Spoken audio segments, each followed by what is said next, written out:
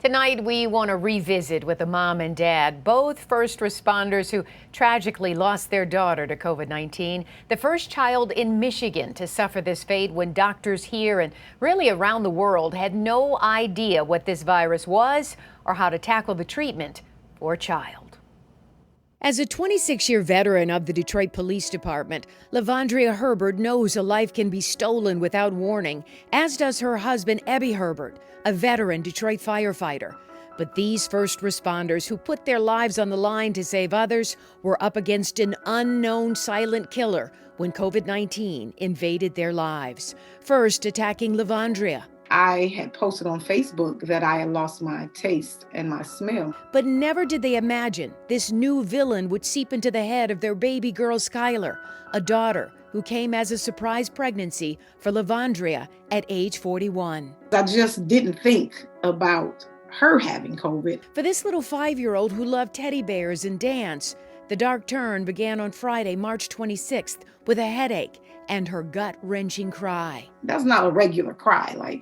I said, well, they're talking about it's COVID. A trip to the pediatrician and a positive test for strep throat would send Skylar home with meds, but that excruciating headache would not let up. About an hour later, my girlfriend called me back with a nurse, and she said, no, take her to the emergency room now. By Monday, she would spend 3 days in the emergency room at Children's Beaumont, pain meds every 3 hours. They basically just said, headache is one of the symptoms and it'll pass, so just go home. Later that same day, Skylar's dad, unable to breathe, would head to the emergency room with his wife and Skylar in the back seat. As I turned around, Skylar was having a seizure. Skylar was then rushed to Children's ER for a spinal tap, and it was revealed she had a rare form of meningitis. It was called meningoencephalitis. Skylar would receive antibiotics, hydroxychloroquine, and remdesivir. At any point during these days, was she getting better? Was she talking to you guys? She was still awake and she was talking. A CAT scan and MRI would reveal fluid on her brain. She lost her hearing, and as a precaution, Skylar would go on a ventilator on April 3rd. We never thought she was going to pass away. Despite signs of progress, 14 days later, it was inflammation, over the whole head now.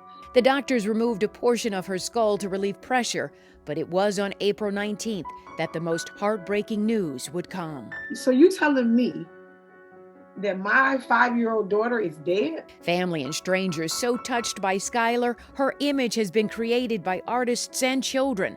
Flowers lined her homegoing, and despite the immense pain, the Herberts have no second guesses and believe doctors did everything humanly possible to save Skylar. From the beginning to the end, just everyone there. And how do you reconcile in your brain losing your 5-year-old? You learn to try to cope with it, but it's an everyday thing, every minute, every hour. Abby always tells us it's a purpose. It's a purpose behind this. These first responders now use their voices in the community to encourage mask wearing and to encourage others to get the vaccine. How many people have actually said the words to you, I'm going to take the vaccine in Skylar's honor? A lot. What is your message, having gone through the worst? Trust in God. It's going to get better. It's going to get better. It's got to get better, right? The Herberts also donated Skylar's brain for more study, and now they're donating these teddy bears with Skylar's picture on it to hospitals across the country to bring comfort to other children suffering from COVID or other illnesses. So certainly pain, but they're helping a lot of people. The heartache is just unimaginable for most of us, and yet it has impacted so many families in that tragic way. Our best to the Herberts, for sure. One of the most incredible losses of this pandemic. We'll be right back.